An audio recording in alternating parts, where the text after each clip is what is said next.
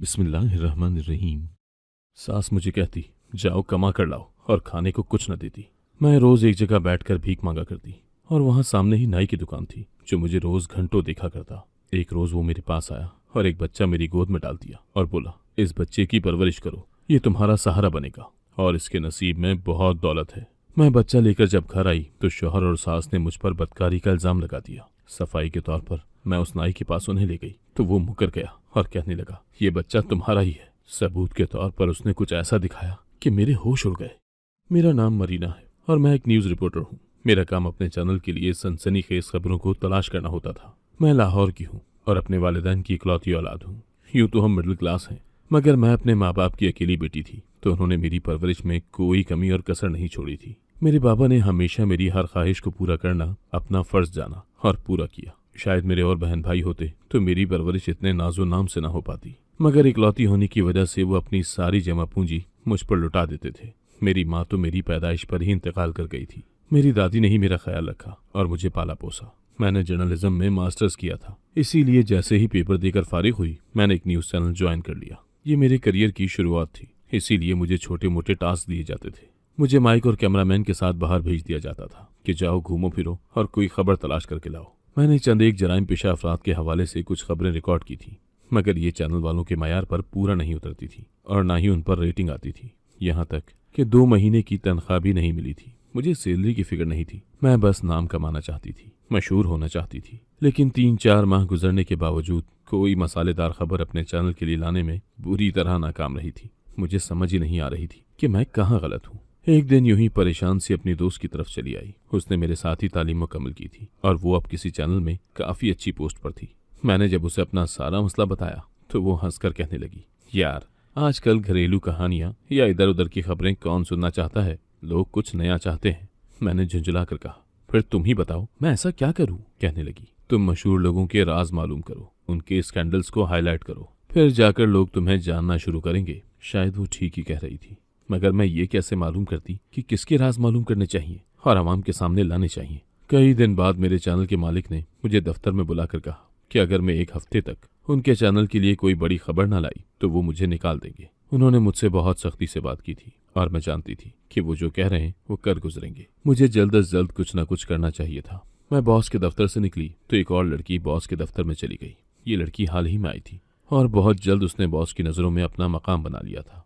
मैं अपना card boss की मेज पर ही भूल आई थी, इसीलिए जब वो लेने दोबारा अंदर गई तो उन दोनों को बात करते सुना। बॉस उस लड़की को कह रहे थे, तुम मिसेस अरमान की केस पर काम करो, अगर उनके बारे में कुछ भी चटपटा मिल गया तो ये खबर वायरल हो जाएगी। लेकिन मुझे देखकर वो चुप कर गए थे। मैं अपना कार्ड लेकर बाहर आ गई। मिसेस अरमान का जिक्र काफी अरसे से दफ्तर में हो रहा था। मैंने घर आकर गूगल किया, तब पता चला कि वो एक NGO चलाती है। इसके अलावा भी काफी खिदमत खल्क के काम कर चुकी हैं। शहर में उनका बड़ा नाम है। वो तो अच्छी खातून लग रही थी। फिर जाने क्यों चैनल वाले उनके पीछे पड़ गए थे। बहरहाल ये मेरा केस नहीं था, इसीलिए मैंने इसे ज्यादा सर पर सवार न किया। 2 दिन बाद की ही बात थी। मैं हस्बे मामूल इधर उधर घूम फिर कर किसी खबर की तलाश में थी कि एक मंजर को देखकर मैं दंग रह गई। अभी 2 दिन पहले जिस मिसेस अरमान की बात हो रही थी वो इस वक्त एक रेस्टोरेंट में मेरे बाप के साथ मौजूद थी। मैं तो शशदर ही रह गई थी कि ये सब क्या चल रहा है। शहर की अमीर कबीर औरत मेरे बाप से क्यों मिल रही है? मैंने उन पर नजर रखी और कैमरामैन को दूसरी तरफ भेज दिया। 5 मिनट बातचीत करने के बाद उस औरत ने बाबा की तरफ एक फूला हुआ लिफाफा बढ़ा दिया। बाबा ने इर्द गिर्द देखते हुए एहतियात से वो लिफाफा अपनी जेब में डाल लिया। उसके बाद उस औरत ने चश्मा लगाया और चादर से मुंह ढक कर वहां से चली गई। बाबा भी घर को चले गए। मैंने शाम को पूछा, बाबा आप दोपहर में कहाँ थे? तो कहने लगे, मैंने कहाँ होना है, अपनी दुकान पर ही था। बाबा आखिर झूठ क्यों बोल रहे थे? उस औरत से उनका क्या ताल्लुक था? वो वॉशरूम में गए तो मैंने जल्दी से उनकी अलमारी खोली। सामने ही वो लिफाफा नजर आ रहा था। मैंने उसे खोला तो उसके अंदर पैसे थे, ढेर सारे पैसे। मैं बौखला गई कि इतने सारे पैसे उस औरत ने अब्बा को क्यों दिए होंगे। साथ ही एक डायरी भी पड़ी हुई थी जिस पर आज की तारीख के साथ वो रकम लिखी हुई थी जो अब्बा लेकर आए थे। अचानक के ख्याल से चौंक कर मैंने डायरी के वर्क पलटे तो ये देखकर मेरी जान निकल गई कि अब्बा पिछले 20 सालों से हर महीने उस औरत से पैसे ले रहे थे। वो अब्बा की क्या लगती थी जो हर महीने उनको पैसे देती थी? ये क्या मामला था और मुझे आज तक इसकी खबर क्यों नहीं हो सकी थी? मैं सब चीजें वैसी की वैसी रखकर अब्बा के कमरे से बाहर निकल आई। अगले दिन मैं दफ्तर गई तो मेरी वो कुलीग जिसे उस औरत मिसेस अरमान के बारे में मालूमात इकट्ठी करने को कहा गया था, वो फोन पर किसी से कह रही थी, मिसेस अरमान का बज़ाहिर कोई ऐसा जरिया आमदन नहीं है जिससे वो इतने बड़े इदारे चला सके।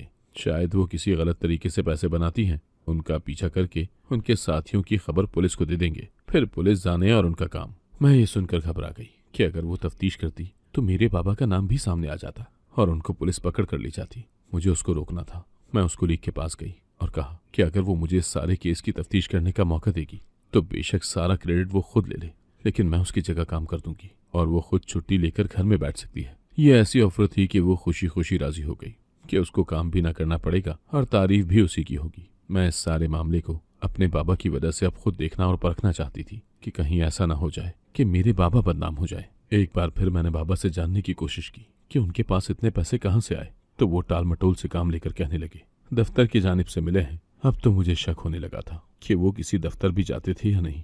खैर, ये सब जानना तो बात की बात थी। अभी के लिए मुझे मिसेज अरमान की खैर खबर लेनी चाहिए थी और किसी भी तरीके से सारे राज मालूम करने की कोशिश करनी चाहिए थी। मैंने सबसे पहले अपना हुलिया बदला और उस औरत के घर नौकरानी बनकर काम मांगने चली गई। इसके अलावा मेरे पास और कोई चारा नहीं था, मगर मेरी खुशकिस्मती थी कि उसने मुझे काम पर रख लिया। मैंने उसे इशारे से बताया कि मैं बोल और सुन नहीं सकती, तो उसने मुझे अपने ज़ाती कामों की जिम्मेदारी सौंप दी। इस तरह मैं उसके घर में घुस गई। बाबा को मैंने कहा था कि ट्रेनिंग के सिलसिले में दूसरे शहर जाना होगा, इसीलिए बाबा की फिक्र नहीं थी। उस औरत का एक ही बेटा था जो शायद माजूर था और उसके करीब कोई नहीं जाता था और ना ही किसी को जाने की इजाज़त थी। उसकी माँ उसका ख्याल करती थी, लेकिन हैरत की बात यह थी कि मैं जब उसके कमरे में गई तो ना ही वो चीखा और ना ही शोर मचाया। मुझे उस मासूम और बेज़र इंसान के साथ हमदर्दी हुई थी, इसीलिए मैंने उनके कहे बगैर ही उनके बेटे का ख्याल रखना शुरू कर दिया, जिस पर वो खुश होकर मुझ पर और भी ज्यादा एतबार करने लगी और हर जगह मुझे साथ ले जाती। एक दिन मैडम ने अपना हुलिया कुछ बदला हुआ था, शायद वो बाबा से मिलने जा रही थी। इसी ख्याल से मैं पुरजोश हो गई कि आज तो सारी हकीकत का पता चल जाएगा। लेकिन वो तो एक नाई की दुकान पर गई थी जो मैडम से बहुत अकीदत से मिल रहा था। कुछ देर वहां बैठने के बाद मैडम भीख मांगने वालों की झुग्गी में चली गई और वहां खूब सारे पैसे खैरात किए।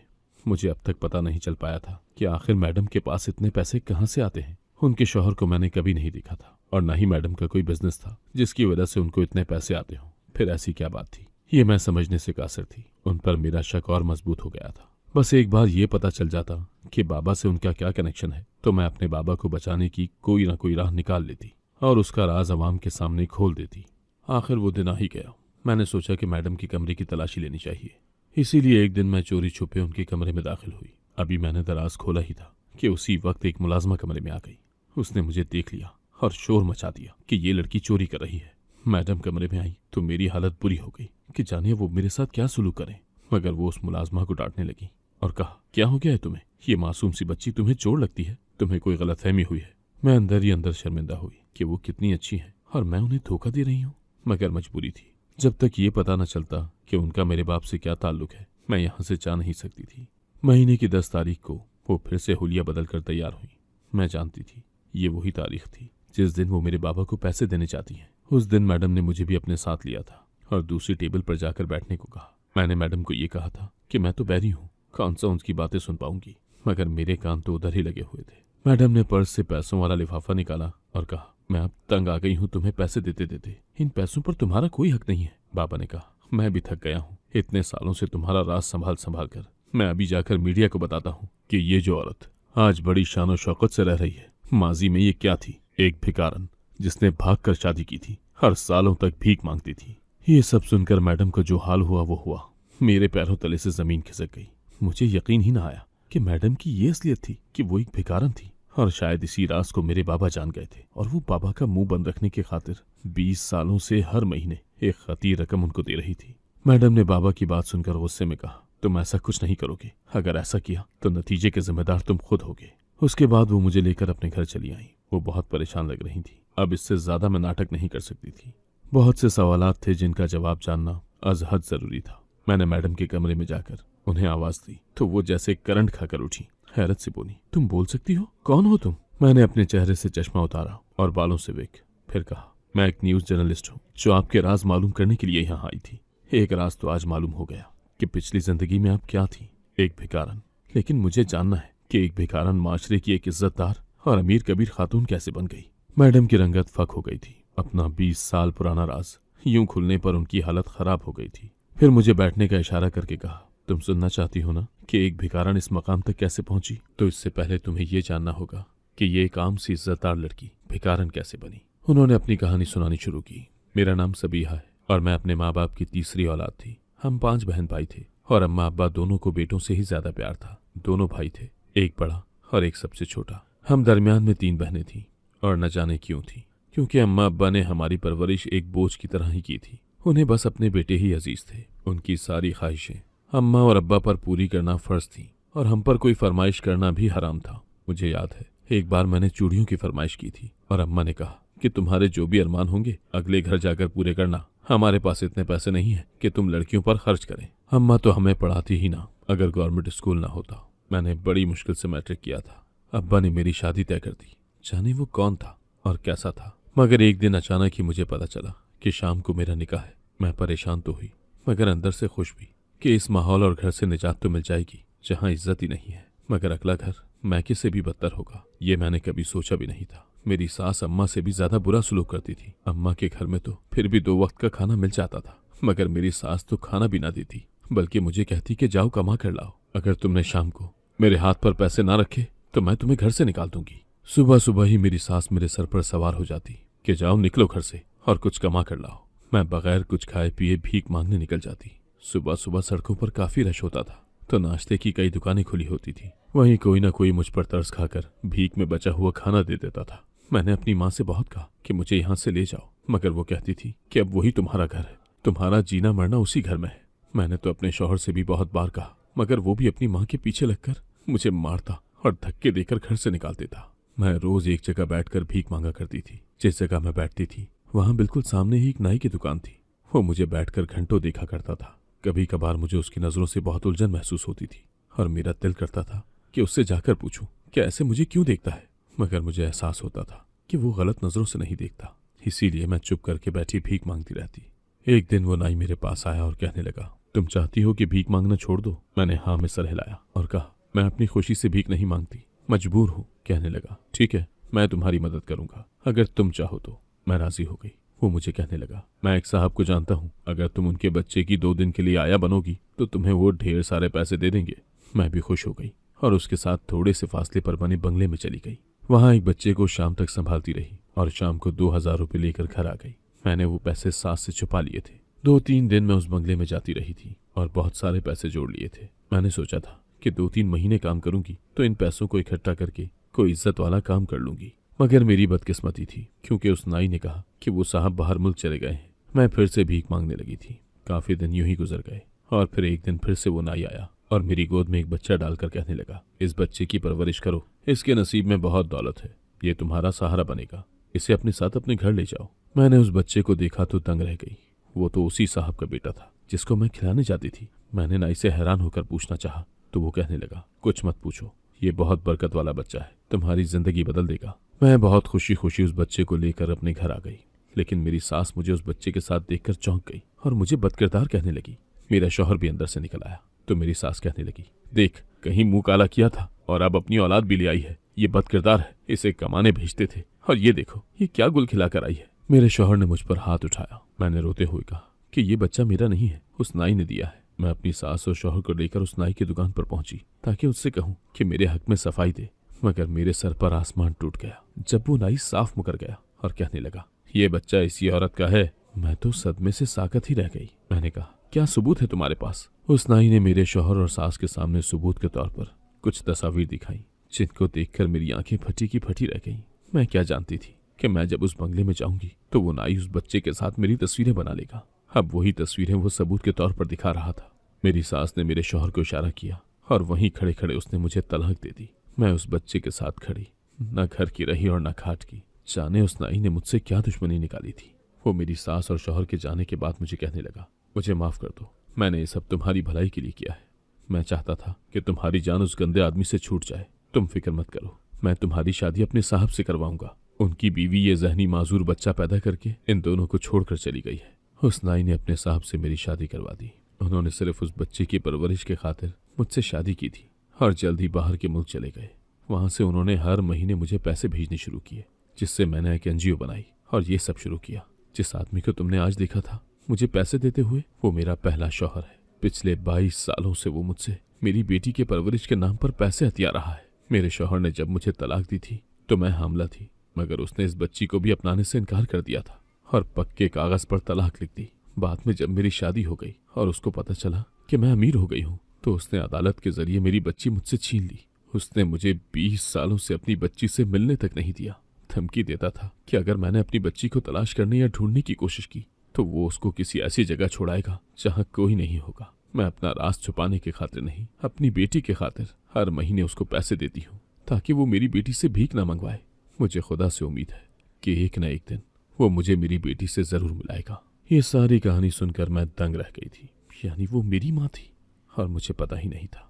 ये सब कहानी सुनाने के बाद उन्होंने आंसू पोंछे और कहा, ये थी मेरी कहानी, जाओ जिस मर्जी चैनल पर छाप लो, मुझे अब कोई फर्क नहीं पड़ता। मैंने घुटनों के बल बैठते हुए कहा, क्या आप जानती हैं कि थोड़ी देर पहले जिस आदमी को आप पैसे देकर आई हैं वो मेरे बाबा हैं। वो ये सुनकर हैरान रह गई और कहने लगी, यानी तुम मेरी बेटी हो? उन्होंने मुझे गले से लगा लिया। जिंदगी में पहली बार अपनी माँ से मिलकर मुझे बहुत सुकून मिल रहा था। मैंने फैसला किया कि अब मुझे ही सब कुछ ठीक करना पड़ेगा। सबसे पहले तो मैंने उस कुलीग और अपने चैनल के मालिक का दिमाग दुरुस्त किया और सख्ती से मना किया कि मेरी माँ के खिलाफ कुछ भी उल्टा सीधा करने की कोशिश की तो बहुत बुरा होगा। सबको जब पता चला कि मेरी माँ कौन है तो मैं अपने आप ही मशहूर हो गई और कई बड़े न्यूज़ चैनल वालों ने मुझे नौकरी की ऑफर कर दी। बाबा को जब पता चला कि मैं सारी हकीकत जान गई हूँ तो वो बहुत शर्मिंदा हुए। इतने साल उन्होंने मुझे इस्तेमाल किया था, मुझे बहुत दुख था। मैंने अपना सामान उठाया और अपनी माँ के पास चली आई। मेरी माँ कहने लगी, उस नाई ने ठीक कहा था कि वो बच्चा मेरे लिए बड़ा बाबरकत है। उसकी कफालत करने की वजह से मुझे इतनी इज्जत और दौलत मिली, इसीलिए मैं अक्सर उस नाई का शुक्रिया अदा करने चली जाती हूँ। मेरी माँ बहुत अजीम औरत थी और उसने इतने साल सब्र किया। मैंने तो इत्तेफाक से ही उनका नाम सुन लिया और यूं तहकीक शुरू कर दी। ये शायद खुदा की तरफ से इशारा था कि मैं अपनी माँ से मिल पाती, वरना जहाँ इतनी जिंदगी गुजर रही थी ये भी गुजर जानी थी। मैंने अपनी माँ के साथ रहने का फैसला इसीलिए किया था क्योंकि मैं जानती थी कि 2 या 3 सालों बाद मेरी शादी हो जानी है, इसलिए ये वक्त मैं उनके साथ गुजारना चाहती थी। मैं अपने बाबा से भी अक्सर मिल लेती थी क्योंकि वो मेरे बाप थे। मैं चाहकर भी उनसे नफरत नहीं कर सकती थी। अगर आपको आज की कहानी पसंद आई है तो वीडियो को जरूर लाइक कीजिएगा और अपने दोस्तों के साथ भी शेयर कीजिएगा। और हाँ, अगर आपने अभी तक हमारा चैनल सब्सक्राइब नहीं किया तो जरूर सब्सक्राइब करें। मिलते हैं कल एक नई और दिलचस्प कहानी के साथ। अल्लाह हाफिज।